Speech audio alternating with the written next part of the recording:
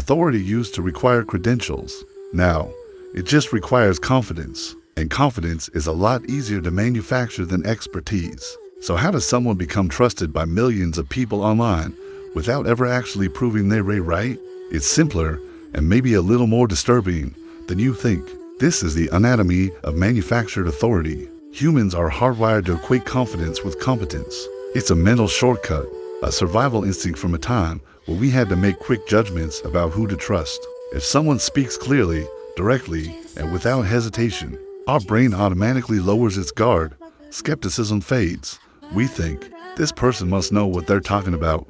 Online, this effect is supercharged. Tone and delivery travel instantly. While a fact check takes time and effort, the influencer doesn't need to say, I'm an expert. They just need to act like one. They project unwavering certainty in a world of overwhelming information and constant doubt. That certainty feels stable, it feels safe, so we lean in and listen. Not because they've presented evidence, but because their confidence is so compelling. Our brains are designed to find the easy path, and trusting the most confident person in the room is the path of least resistance. It's a cognitive bias they leverage, whether they know it or not. We don't just hear their words, we feel their conviction, and that feeling is often mistaken for fact. But online authority isn't just spoken, it's designed. It's a carefully constructed visual and auditory experience. Think about it.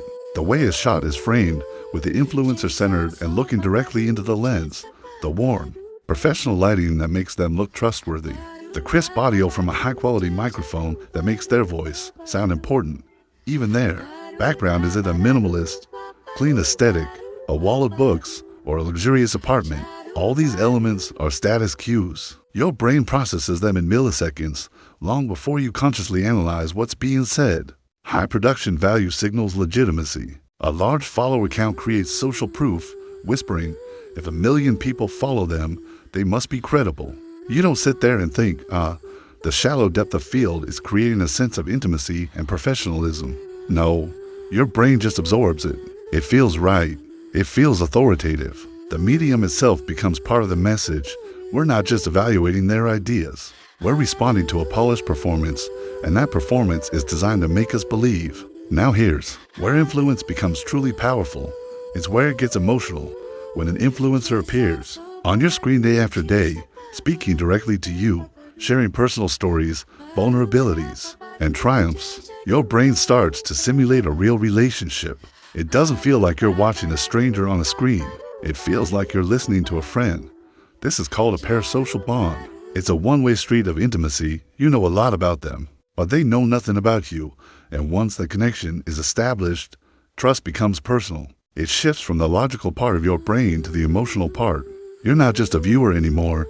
You feel a sense of loyalty. Their wins feel like your wins. Their struggles feel relatable. And when someone questions them, it doesn't just feel like a critique of a public figure. It feels like an attack on a friend. At this point, their influence is intimate. You don't just watch them, you start to defend them. Their authority is no longer based on their arguments, but on your emotional investment in them as a person. This bond is the glue that holds their influence together, making it resilient to criticism and doubt. Have you ever noticed how often you hear the same phrase or idea from an influencer? That's not an accident. It's a core psychological principle at play, the illusory truth effect. The more you hear something, the more true it feels. Repetition increases a statement's perceived accuracy, even if no new evidence is ever presented. The first time you hear a wild claim, you might be skeptical. The 10th time, it starts to sound familiar. The 100th time, your brain processes it with less effort. This cognitive fluency, this ease of processing gets misinterpreted as truth. Influencers understand this, either consciously or instinctively. Their core messages get repeated in every video. Key phrases are used like mantras. The framing of problems and solutions remains consistent. Over time, your belief in their message strengthens, not because you've seen more proof, but simply because you've been exposed to it more often. The repetition wears down your analytical defenses. It normalizes the message until it becomes part of your own mental landscape. Their authority isn't built on a foundation of facts, but on a foundation of frequency. It's a slow, steady process of indoctrination through exposure. Finally, influencers rarely stand alone. They build a fortress around their authority, and that fortress is the community. The comment section isn't just a place for feedback, it's a reinforcement loop. Fans echo the influencer's message, creating a chorus of agreement. They share personal stories of how the influencer's advice changed their lives, providing powerful social proof to newcomers. Anyone who dares to criticize or question the influencer is quickly labeled a hater, an outsider, or someone who just doesn't get it.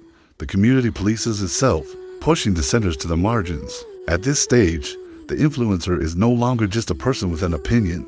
They are the symbolic leader of a group identity. To question them is to question the entire group, and the human need to belong is one of the most powerful forces there is. People will defend the group and its leader, not necessarily because they believe the leader is always correct, but because belonging feels good and being cast out is a terrifying prospect. The community becomes a shield, deflecting criticism and solidifying the influencer's authority, making it almost untouchable. So, authority online isn't always earned through years of study or real-world experience. It's signaled with confidence. It's designed with high production value. It's deepened through one-sided emotional bonds. It's solidified through endless repetition. And it's protected by a loyal community. Once you see this architecture, this anatomy of influence, you'll start to recognize it everywhere. You'll become a more critical consumer of content, able to separate the performance of authority from the reality of expertise. Thanks for watching. If this breakdown was helpful and you want to learn more about how the digital world works, make sure to subscribe for more videos.